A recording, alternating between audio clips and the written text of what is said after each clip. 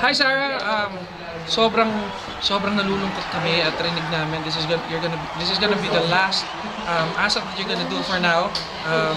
Syempre mamimiss ka namin, but we're very happy that you are venturing to another phase into your career, and you're gonna have your own show, and so proud of you.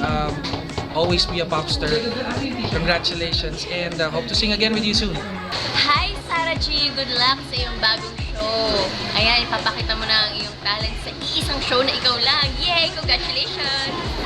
Sarah Geronimo, we will miss you, I will miss you, and this balloon is for you. Yan, take it. Reminder yan ng pagmamahal namin lahat sa inyo, and ang prayer namin ay maging successful kasi napaka-exciting na show na gagawin mo, Sarah G. And we're here behind you, we support you, we love you, and God bless you. Go, Sarah! Naman, ba't ka namang ganyan? Ano ba pang iiwan ang ganyan?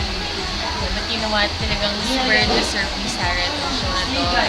Alam mo ba, I don't know if you remember Sarah, pero ikaw ang talagang pinaka-unang performer that I ever performed with here on ASAP. Ang kinanta pa natin nun ay Superstar. At fresh na fresh, bagong-bago pa ako nun. But I just wanna say that, we'll miss you here on ASAP, and we hope to still see you around. Siyempre, text pa rin. And alam ko na naman that, of course, you will make all of us proud. So just enjoy what you're doing. Make sure that you enjoy it because we already know that you're good at it. Enjoy mo na lang siya. I see you, love you.